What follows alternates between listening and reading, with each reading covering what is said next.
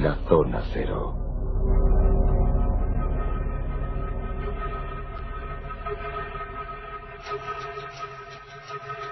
Aquí está nuestra veterana Zona Cero, nuestro querido monográfico, con Jesús Callejo y Carlos Canales, que esta noche vienen dispuestos a poner de moda una palabreja.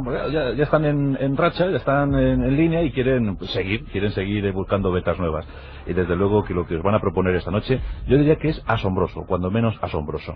No por conocido, porque ya hemos hablado muchas veces de esto que hablamos de los OPAR, de los objetos fuera de lugar y de tiempo, pero es que esta noche vamos a dar una nueva variante. ¿Qué tal, Jesús Callejo? Buenas noches. Hola, ¿qué tal? Muy buenas noches. ¿Cómo te encuentras? Fenomenal. Fenomenal. ¿Y tú, Carlos Canales, cómo estás?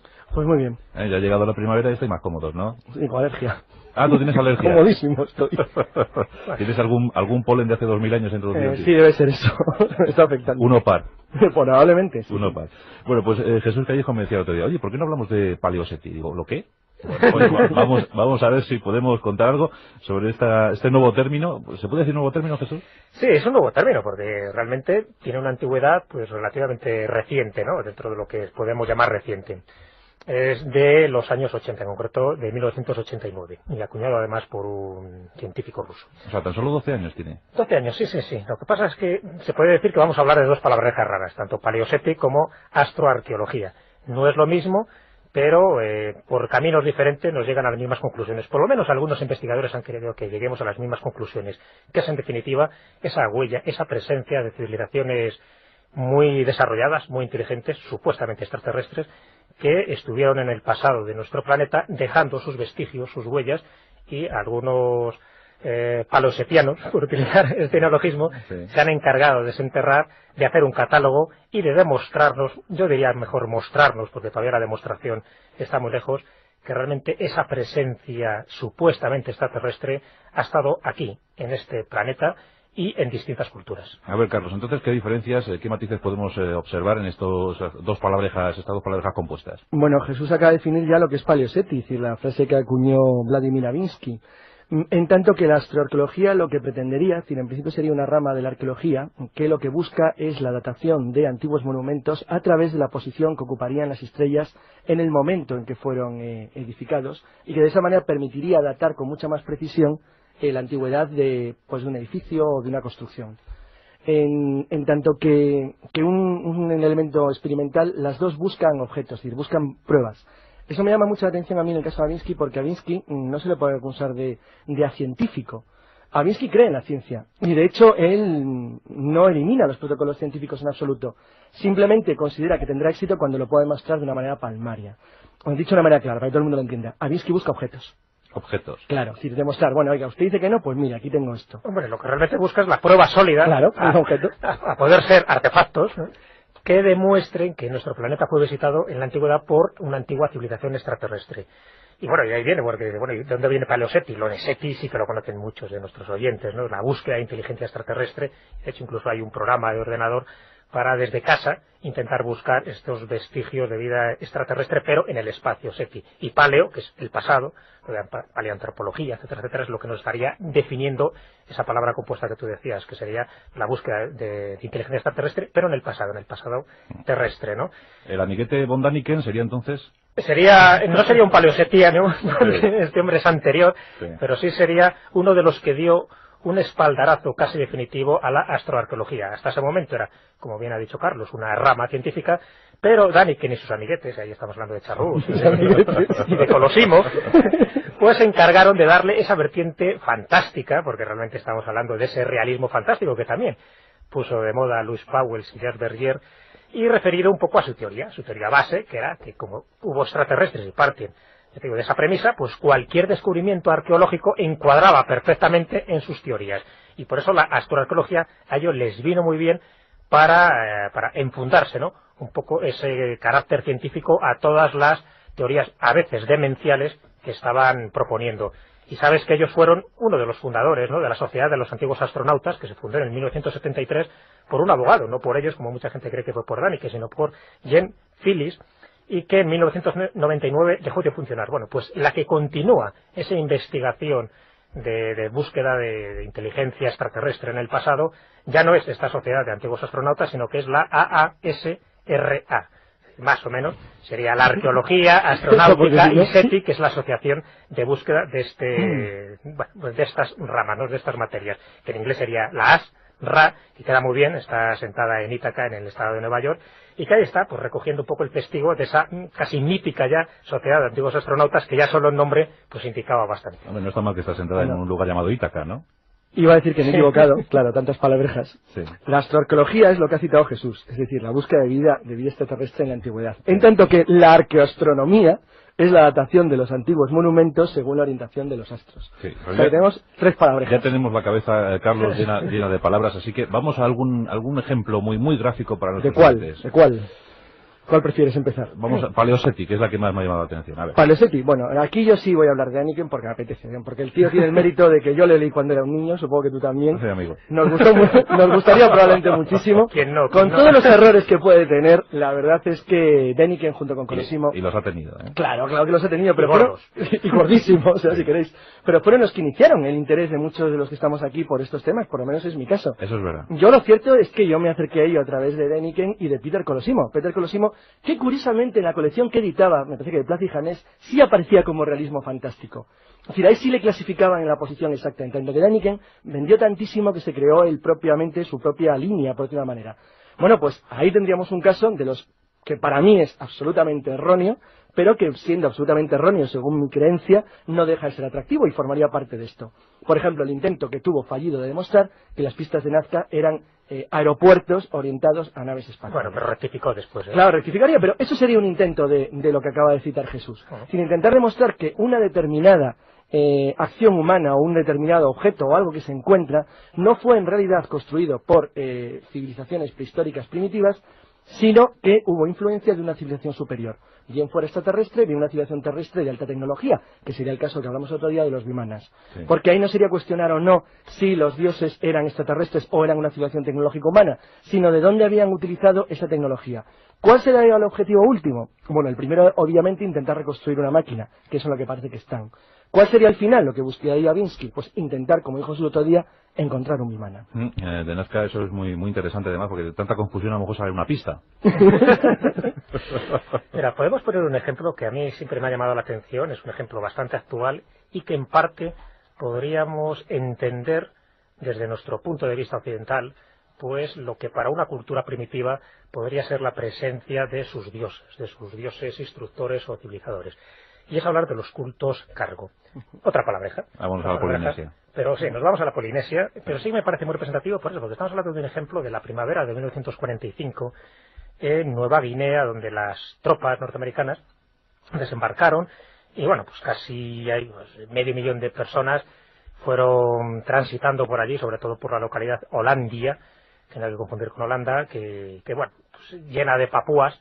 Pues este pueblo veía a todos estos seres del occidente pues como muy extraños, con sus ropajes, con sus aviones, y además les dejaban regalos, objetos, ese cargo que aparecía inscrito en los en esos bultos, ¿no? Pues repletos de cosas que a ellos les interesaba, y que mientras eso duraba, pues perfectamente, y pensaban pues directamente que estos seres no procedían de su cultura, de su mundo, pero bienvenidos eran desde el punto de vista, desde el momento en que les estaban dejando pues este tipo de ofrendas. Claro. ¿Qué ocurre? Cuando se rinde Japón, por cierto, un país de los que los papúas ni siquiera han oído hablar, pues ese tránsito de personas y de aviones pues deja de ser tan efectivo y se empiezan a alargar. Y al alargarse, este culto cargo, es decir, estos objetos caídos del cielo, de estos aviones de los norteamericanos, pues empieza a desaparecer. Y ellos no se resignan ante esta situación cuando habían tenido épocas más prósperas y empiezan a hacer todo lo posible para que este culto cargo, esta especie de religión que ellos habían creado, pues se siguiera produciendo y por supuesto diera sus frutos. Recordar aquel maná, ¿no? Claro. Entonces, ¿qué es lo que hacen? Hacer aviones, en fin, a su imagen y semejanza, como ellos entendían crear el avión, con palos, con hojas, con todo tipo de cosas que podían encontrar en la isla, hacer sus pistas para que también esos aviones pudieran aterrizar algún día y les dejaran estos cargos, estos cajones llenos de sorpresas, y ahí se genera, hace nada, desde el año 1945, toda una religión que para ellos era tan real como propiciar con estos objetos, con estas invocaciones y con estos cultos, la llegada de sus dioses. Para ellos sus dioses eran las tropas norteamericanas. Bueno, se sabe que esto en el siglo pasado, en el siglo XIX, también ocurría con otros pueblos pues, totalmente diferenciados, separados y aislados de lo que es la civilización. Esa referencia a invocar el favor de los dioses, y antes se utilizaban los sacrificios humanos, no lo olvidemos, para que siguieran teniéndoles a su favor, siguieran teniéndoles de su parte. Y claro, cuando hablamos de eso, estamos hablando de todas las facetas que puede albergar toda una cultura de tradición como es los papúas, desde el punto de vista sociológico, religioso, animista, de agricultura, de todo. Cuando desaparecen, entonces surge eso que se debe llamar el culto cargo, que ni más ni menos es propiciar, ya digo, la llegada otra vez de estas tropas norteamericanas. Sigamos dando ejemplos. Entonces, si hablamos de astroarqueología, debemos fijarnos, por ejemplo, en un pueblo como son los dogones. Hombre, claro. No sé, yo pregunto. Les toca a los dogones. Sí, la verdad es que en líneas generales la astroarqueología ha nacido de indicios. Ha nacido del encuentro cada vez más amplio y más intenso de pruebas que no encajaban con lo que era la historia oficial de la antigüedad del género humano. O sea, cuando un dogón dice, de aquella estrella vinieron mis padres... Claro, pues se refiere a Sirio, a Sirio B, el tema que conoce también Jesús y que no lo dejaré hablar. Yo voy a contar un caso que es uno de los prototípicos, porque vamos a ir contando así, de uno en uno, para que la gente también pueda ir viendo cómo se ha ido formando lo que es el mito, la idea de que de verdad en el pasado alguien recibió enseñanzas de algún tipo de civilización mucho más avanzada, ya fuera de aquí o de fuera, que sería el caso que he traído especialmente de los dioses de Kimberley. De los dioses de Kimberley porque es uno de los éxitos más notables de la astroarqueología, en el sentido no tanto de la demostración de que existió una especie de raza o de pueblo instructor, como de hasta qué punto las pruebas en las que nadie creía han podido alterar lo que era la concepción básica que tenían los arqueólogos a principios del siglo. Cuando las famosas pinturas de Kimberley, que bueno, para si hay algún oyente que no recuerde cómo son una especie de figuras antropomorfas que parecen tener cascos y una especie de cabezas grandes con ojos muy saltones, que aparecen dibujadas junto con manos humanas y varios tipos de figuras de la fauna de la época en unas cuevas del noreste de Australia. Durante muchísimo tiempo, cuando fueron descubiertas, se pensó que se trataba de dibujos pluviales, referente a dioses de la lluvia, o que apoyaban a las cosechas y a la enseñanza de las nuevas generaciones, y que fueron hechas pues hace unos 5.000 años. Sin embargo, la verdad es que la visión de los dioses de Kimberley, así entre comillas dioses, es impactante de verdad. Es decir, cuando se empiezan a poner de moda las teorías astroarqueológicas en los años 70, alguien se dio cuenta que tanto estas figuras como las famosísimas de Tassili en el norte de África, pues tenían un aire extremadamente moderno. La más importante de todas ellas, que desgraciadamente fue destruida en 1942, es tan impactante que bueno, es todo un icono de lo que es la mitología australiana de la posible contacto con seres de otros mundos. Es pura y simplemente la figura aparente de un astronauta. Bueno, claro, eso es difícil de reconocer, pero es mucho más difícil de reconocer en los años 40, cuando esa figura que ahora mismo cualquiera asocia a Armstrong en la Luna no existía. Claro, no había astronauta. Bueno, el hecho es que, claro, cuando alguien se da cuenta en los años 70 del íntimo parecido que hay entre las figuras de Kimberley y lo que podría ser un astronauta, surge la duda. ¿Qué datación tienen realmente estas pinturas? ¿Qué parecen indicar? ¿Son posiciones de estrellas las que aparecen colocadas encima de los dibujos? Bueno, realmente el origen de la antigüedad se consiguió demostrar a través, ni más ni menos que una técnica de luminiscencia óptica basada en hilos avispa que se habían encontrado. Y es una datación relativamente reciente, porque hace poco se consiguió demostrar que las pinturas tenían 20.000 años de antigüedad. 20.000 años. Pero no solo eso, sino que no había ninguna duda, por los recuerdos famosísimos de los trazos de las canciones, de lo que era la mitología de los aborígenes de la isla, de la gran isla continente, que hacían referencia a dioses instructores, es decir, a alguien que vino a enseñarles cómo tenían que hacer las cosas. ¿Y quiénes eran los que los enseñaban? Las figuras que aparecen. Entonces, ahora viene la gran duda, pero como dicen muchos expertos en estos temas, hay que haber dos posibilidades, o que fueran el dibujo de la ensoñación, del miedo, de la duda, del terror, del temor, o que simplemente reflejaran la realidad. Yo me quedo con lo segundo. Bueno, fijaos qué visita hemos recibido ahora mismo. Ha llegado Nacho Ares, que viene con su libro de Templos Sagrados de Egipto. Le conocéis, ¿no? ¿Le conocéis? Sí. No lo he visto en mi vida. Es que lo sabes, ¿no? Pero fíjate que viene con el pijama y todo, ¿eh? O sea, que os ha empezado a escucharos, ya ha venido corriendo. ¿Qué tal, Nachete? ¿Cómo estás? Buenas noches. Muy buenas noches. ¿Cómo te encuentras? Fíjate, te vamos a abrir el micrófono. Qué gran visita. Fíjate los amiguetes cómo vienen a vernos. Bueno, pues mañana te toca a ti venir a presentar el libro, ¿eh? Aquí al programa. Bueno, pues estamos hablando de esto y supongo supongo que también te ha interesado, ¿verdad, Nacho? Hablar de... Fíjate, recuerdo hace 5 o 6 semanas que nos enviaron un microrelato y era un oyente de estos avezados que tenemos, y era un oyente que sabía mucho sobre Egipto. Y en el relato decía, bueno, yo era un estudiante de historia en el siglo XXVI, preparé todo lo que sabía sobre Egipto y me enteré que había una máquina del tiempo, lo estoy resumiendo, me enteré que había una máquina del tiempo, pero solo había un billete de ida. Decidí ir a mi época favorita, que era Egipto. Y allí llegué, pero me encontré con la nada. Solo había un grupo de egipcios primitivos y no sabían nada. Así que, ¿qué queréis que hiciera? Tuve que construir las pirámides. Realmente es sorprendente, ¿no? ¿Verdad? Y por cierto, había dejado un mensaje para la humanidad en una cámara secreta de la Gran Pirámide. Sí, por internet incluso hay un chiste muy parecido, sí, que comenta, bueno, sale dos egipcios en la meseta de Giza y de repente aparece un ovni que trae, bueno, sujetándolo ahí en uno de los lados de la nave, pues una pirámide, ¿no? Así, sí, pendulando y tal. Y le dice un egipcio a otro, de joder, ya era hora de que trajeran el pedido, ¿no? Bueno, ¿qué te parece esto que están comentando Jesús, Carlos y Carlos? ¿Qué te sugiere? Pues la verdad es que es un tema realmente interesante, tanto la arqueoastronomía como la astroarqueología, que son dos tendencias de la arqueología, una más realista que la otra. Pues qué duda cabe que en los últimos años, quizás por las reinterpretaciones que se están haciendo de muchos de estos monumentos, pues se está sacando a la luz teorías e hipótesis de trabajo que hace 20, 30 años sorprenderían a más de uno y lo relacionarían directamente con culturas extraterrestres, y ahora poco a poco lo que se está haciendo es abrir un poco la mentalidad de los investigadores y pensar que efectivamente la historia del hombre no es una historia lineal, es decir, que empieza desde un ser prácticamente estúpido hasta nosotros en el siglo XXI, que somos capaces de mandar naves espaciales al exterior, ¿no? Sino que posiblemente pudo haber altos y bajos a lo largo de esa historia, en donde, por circunstancias en un principio desconocidas, pues se pudieran haber alcanzado conocimientos astronómicos que únicamente hemos recuperado miles de años después, ¿no? Hay ejemplos realmente sorprendentes, por ejemplo la cueva de Lascaux en Francia, la famosa sala de los toros.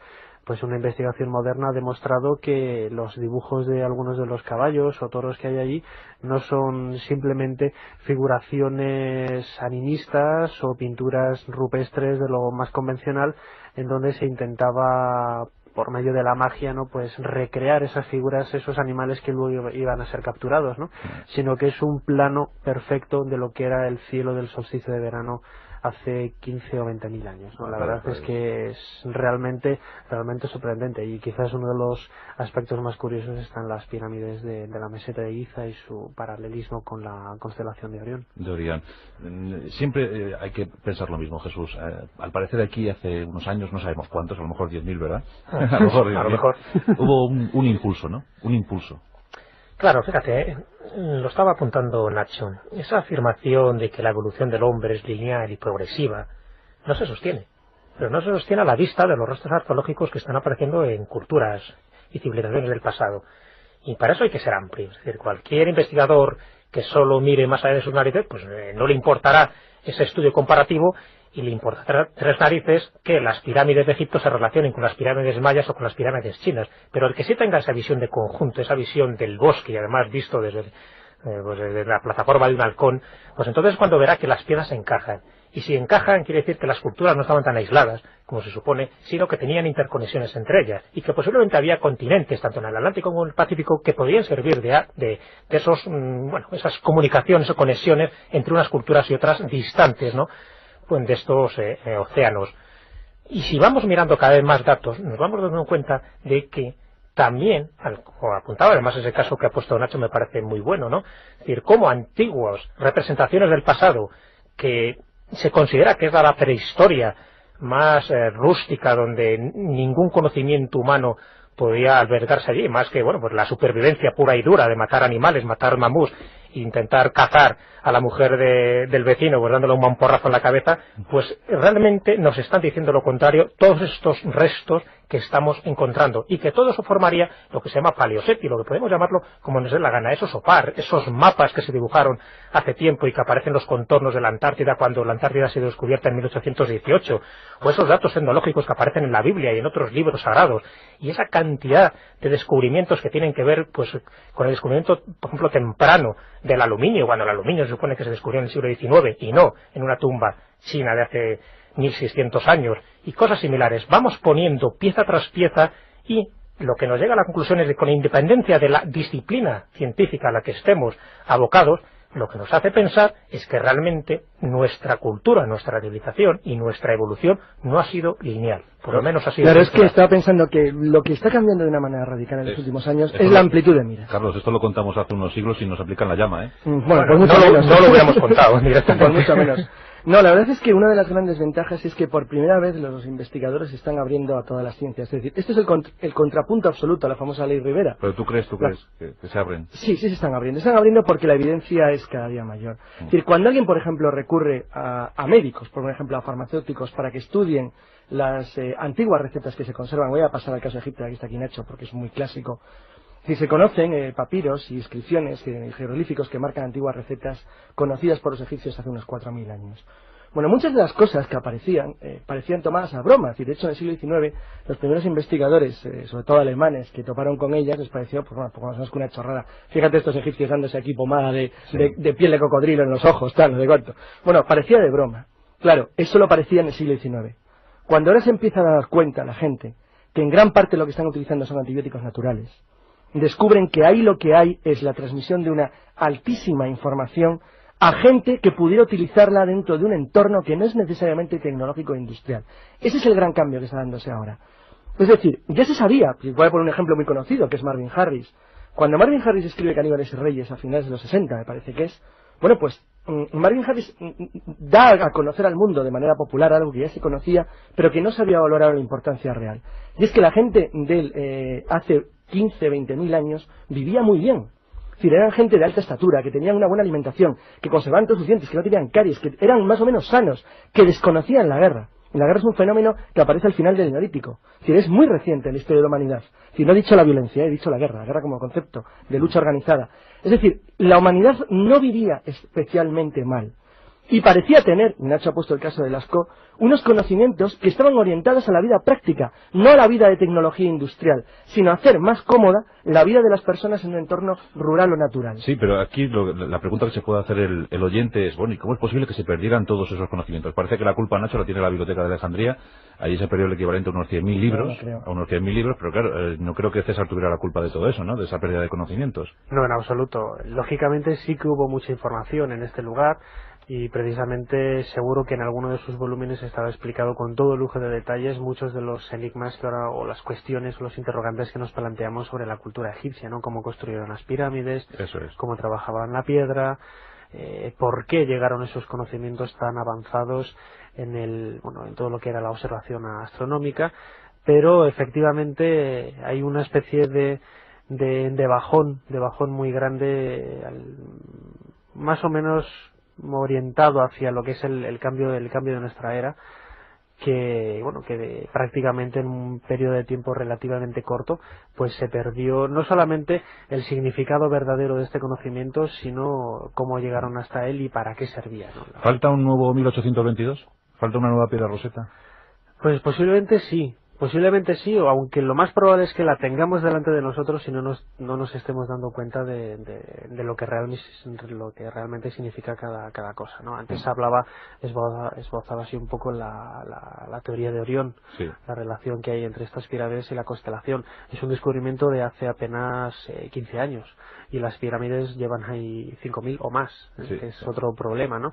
Es quizás un problema de interpretación, de volver a estudiar todos esos el legado arqueológico de un montón de culturas que siempre ha sido estudiado e investigado desde una única óptica, quizás desde la óptica de la historia, y ningún astrónomo se había acercado precisamente a ver las pirámides de la meseta de Giza, ¿no? Y quizás bueno, curiosamente los equipos modernos de arqueología que trabajan no solamente en Egipto, sino en cualquier lugar del planeta, están compuestos por, bueno, grupos interdisciplinares, a lo mejor 15-20 personas, en donde solamente hay un arqueólogo, ¿no? Que es el, más o menos dirige lo que es la excavación, pero está lleno de ingenieros, químicos, físicos, geólogos, etcétera, un montón de personas que trabajan todas cada uno en su parcela de investigación y poco a poco sacan adelante bueno, pues una nueva visión del Si te acuerdas, Nacho, cuando hablábamos un día en la Diorita, eso es lo que se está abriendo paso. Es decir, llega un momento en que la arqueología práctica se está abriendo camino. Es decir, ya no basta con decir, bueno, no tenemos muy bien idea de por qué los egipcios hacían esculturas con diorita, que es durísima, en vez de utilizar arenisca, que es más fácil. Bueno, pues coges y te pones a hacerlo. Y ya está, y si no te callas. Entonces, ese cambio es esencial. Sí, quiere decir que es el público. Es que es verdad, la gente que compra los libros, incluso quien financia las excavaciones, ya no acepta el que le digan que hacían esculturas de 2 metros con diorita por pasar el rato. Oiga, si alguien hace esculturas con diorita es porque sabe que van a durar mucho más tiempo y que son especialmente difíciles de hacer. Háblanos un poquito de la dureza de la diorita. La diorita es una piedra oscura que tiene una dureza un poco por debajo del diamante, es muy difícil. Dureza en sentido de resistencia al rayado, no resistencia al golpe. O sea que yo cojo el escoplo y el martillo y no me sale. Pues probablemente harás bien poca cosa con eso. Entonces, la verdad es que con todo el tipo de piedras que hay por allí, pues no sabes que esculpir en diorita hace falta ser masoquista y tener ganas de estar 3 generaciones dándole con el cincel así, y tus herramientas de cobre o de bronce.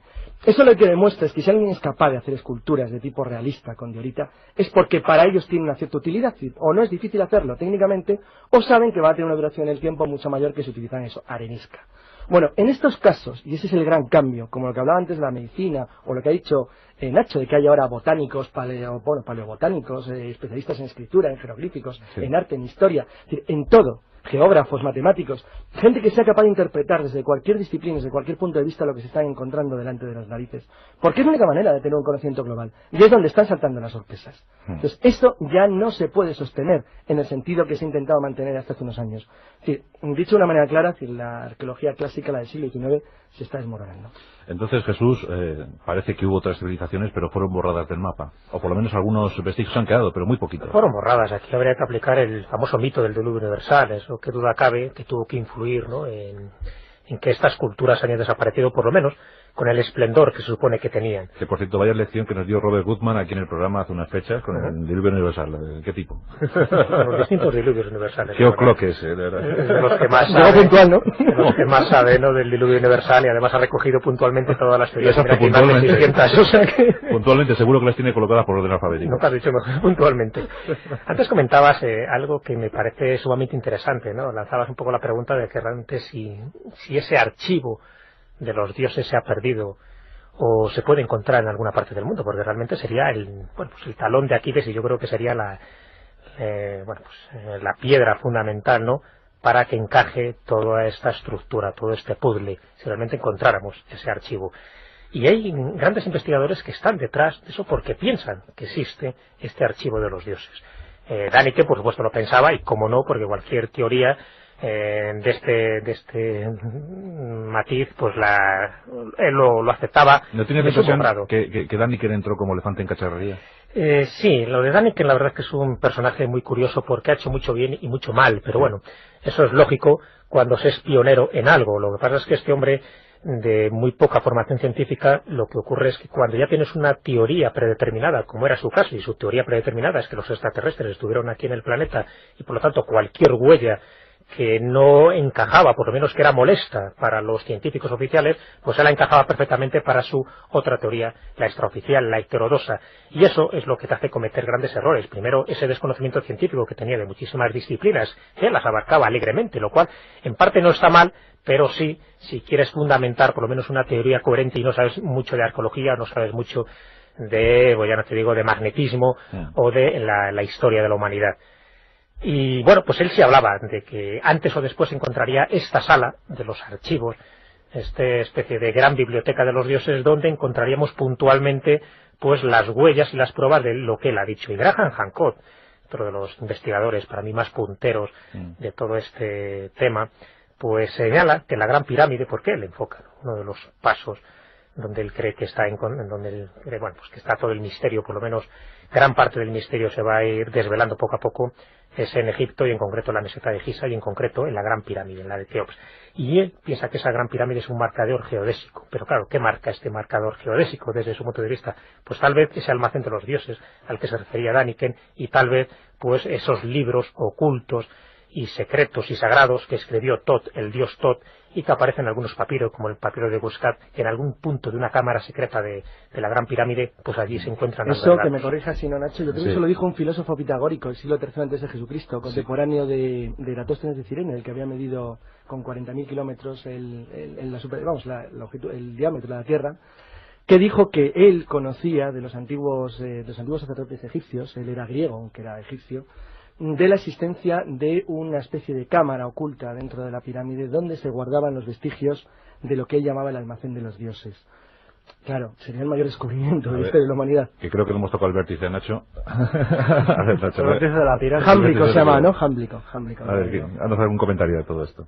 No, quizás habrá que esperar unos años, ¿no?, a que de una vez por todas se abra la famosa puertecilla que hay al final del canal sur de ventilación de la Cámara de la Reina, dentro de la Gran Pirámide. Ya estamos desesperados ya con eso, Nacho.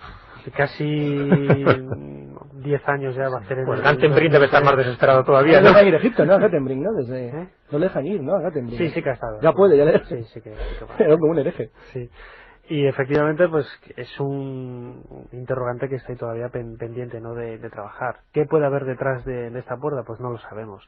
La verdad es que no deja de ser sintomático que, si bien es cierto que poco después de realizarse el descubrimiento del año 94-95, las autoridades egipcias y algunos egiptólogos académicos reconocían y, bueno, daban voces diciendo que eso no era en absoluto ninguna puerta, que no era más que un bloque de la pirámide, del cierre del pasillo, pues ya en los últimos años, meses, Hawass, el director de la meseta de Giza, reconocía abiertamente que efectivamente eso era una cámara y que dentro puede haber papiros, o sea, textos, o sea, algo... No vamos a hablar la cámara de Zod del papiro Huéscar, ¿no?, que puede entrar más en lo que es la tradición, leyendas, etcétera, que por otra parte la Esfinge también está plagada de todo ese tipo de leyendas, ¿no?, de que si existen o no cámaras subterráneas, pero, bueno...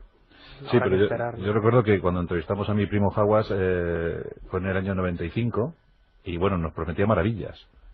Bueno, maravillas promete día sí día no. Se supone 10.000 visitantes más al año. Claro, o sea, él me reconoció una vez, a mí me da igual lo que digan Robert Bauval y Graham Hancock sobre las teorías de Orión, que sí, bueno, teorías más o menos pseudocientíficas, ¿no? Mientras hablen de Giza bien o mal, la gente va a seguir viniendo aquí y eso es... Bueno, no deja de ser ingresos turísticos para el país. Yo recuerdo que nuestra querida Sonia Gómez, nuestra corresponsal entonces en el Cairo, pues concertamos la entrevista con él, pues estuvo hablando como 4 horas, y bueno, poco más o menos que convocaba a toda la humanidad allí alrededor de la pirámide, pero claro, prepago de la entrada, para ver, bueno, es un poco desilusionante, ¿no, Nacho? Pues sí, porque son muchos años, la verdad es que hay lugares incluso que no necesitan que no requieren muchos sistemas ni complicaciones arqueológicas ni técnicas para acceder a ellos, como los túneles que hay en las Esfinges. Se sabe que hay no solamente los estudios geodésicos que se hicieron a comienzos de los años 90, que dan varias cavidades debajo de la pata derecha, que bueno, algunos interpretan como la famosa sala de los archivos que predijo Edgar Cayce en los años 30, sino que hay, por ejemplo, un túnel en la cola, hay otro túnel que sale de la cabeza y otro en el lado izquierdo del león, que están ahí, o sea que cualquiera que se suba a la Esfinge puede entrar y verlo y tal.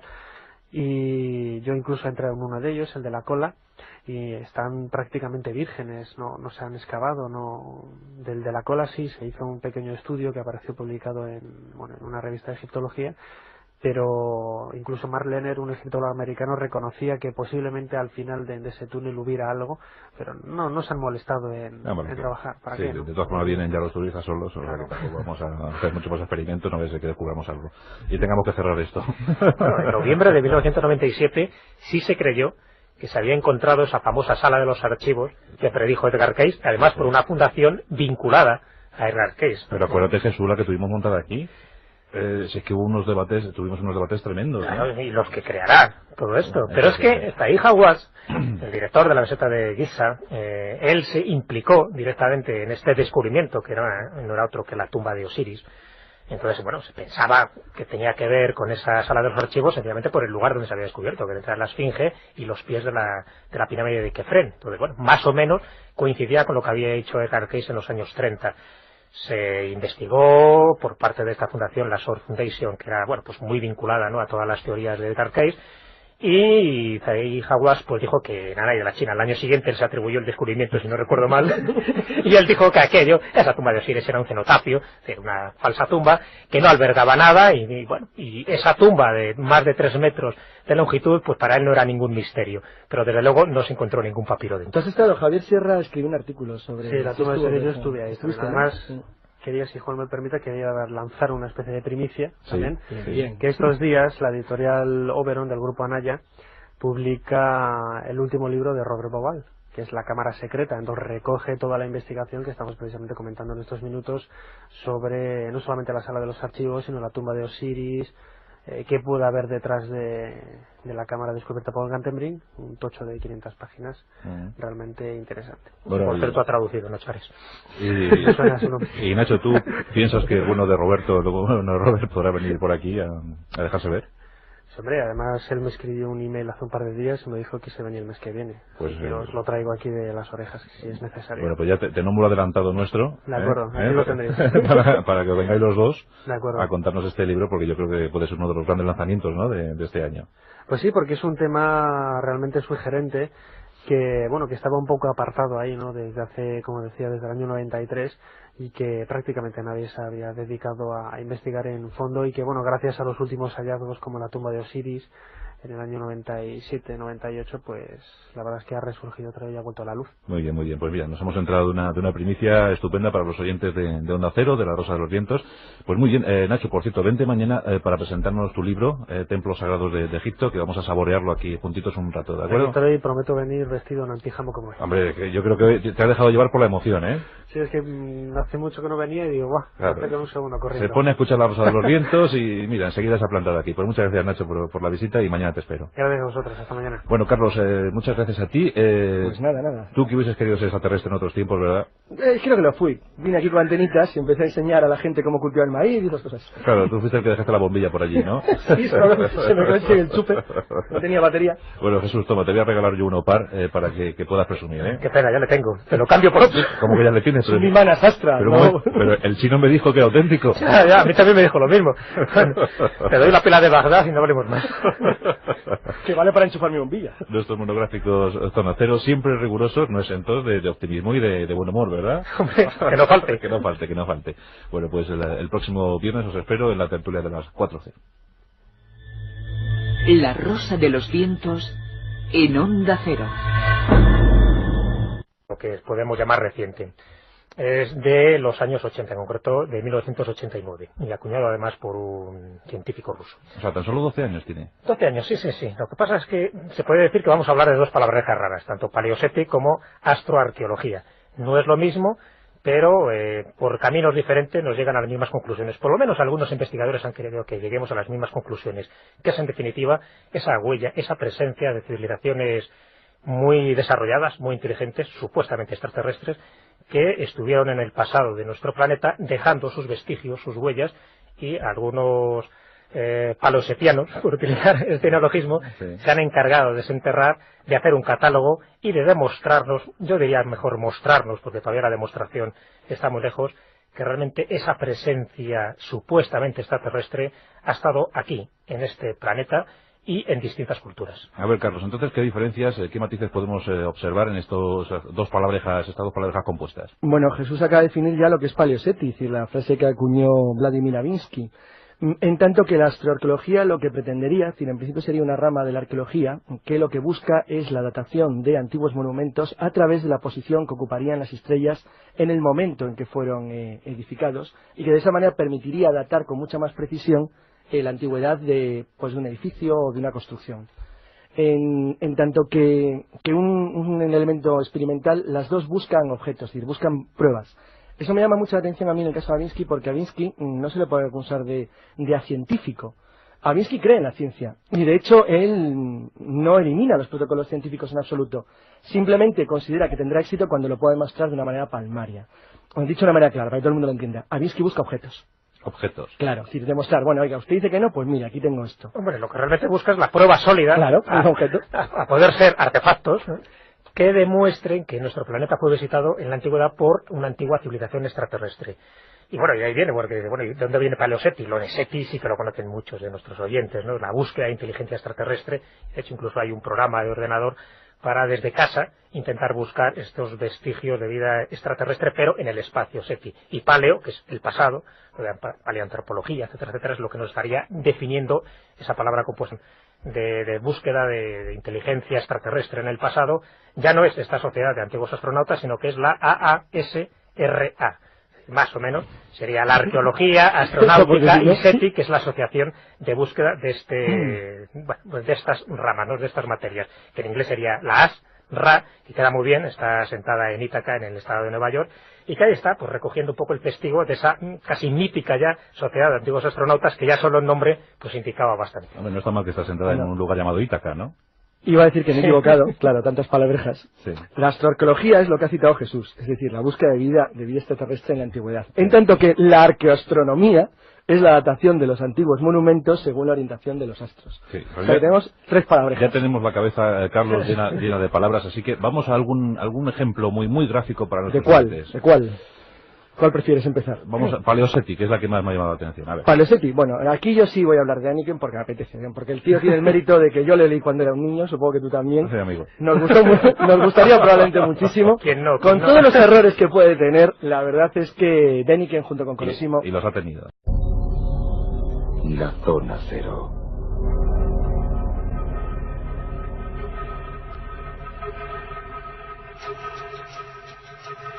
Aquí está nuestra veterana Zona Cero, nuestro querido monográfico, con Jesús Callejo y Carlos Canales, que esta noche vienen dispuestos a poner de moda una palabreja. Ya están en racha, ya están en línea y quieren seguir buscando vetas nuevas. Y desde luego que lo que os van a proponer esta noche, yo diría que es asombroso, cuando menos asombroso. No por conocido, porque ya hemos hablado muchas veces de esto que hablamos de los OPAR, de los objetos fuera de lugar y de tiempo, pero es que esta noche vamos a dar una nueva variante. ¿Qué tal, Jesús Callejo? Buenas noches. Hola, ¿qué tal? Muy buenas noches. ¿Cómo te encuentras? Fenomenal. Fenomenal. ¿Y tú, Carlos Canales, cómo estás? Pues muy bien. Ya ha llegado la primavera y estáis más cómodos, ¿no? Sí, con alergia. Ah, ¿tú tienes alergia? Comodísimo estoy. ¿Tienes algún polen de hace 2000 años introducido? Sí, debe ser eso. Me está afectando. Un OPAR. Probablemente, sí. Un OPAR. Bueno, pues Jesús Callejo me decía el otro día, oye, ¿por qué no hablamos de Paleoseti? Digo, ¿lo qué? Bueno, pues vamos a ver si podemos contar algo sobre este nuevo término. ¿Se puede decir nuevo término, Jesús? Sí, es un nuevo término, porque realmente tiene una antigüedad pues relativamente reciente, ¿no?, dentro de lo que tú decías, que sería la búsqueda de inteligencia extraterrestre, pero en el pasado terrestre, ¿no? El amiguete von Däniken sería entonces... No sería un paleosetiano, porque este hombre es anterior, sí, pero sí sería uno de los que dio un espaldarazo casi definitivo a la astroarqueología. Hasta ese momento era, como bien ha dicho Carlos, una rama científica, pero Däniken y sus amiguetes, ahí estamos hablando de Charrús y de Colosimo, pues se encargaron de darle esa vertiente fantástica, porque realmente estamos hablando de ese realismo fantástico que también puso de moda Louis Pauwels y Jacques Bergier, y referido un poco a su teoría base, que era que como hubo extraterrestres y parten de esa premisa, pues cualquier descubrimiento arqueológico encuadraba perfectamente en sus teorías. Y por eso la astroarqueología a ellos les vino muy bien para enfundarse, ¿no?, un poco ese carácter científico a todas las teorías, a veces demenciales, que estaban proponiendo. Y sabes que ellos fueron uno de los fundadores, ¿no?, de la Sociedad de los Antiguos Astronautas, que se fundó en 1973 por un abogado, no por ellos, como mucha gente cree que fue por Däniken, sino por Jen Phillips, y que en 1999 dejó de funcionar. Bueno, pues la que continúa esa investigación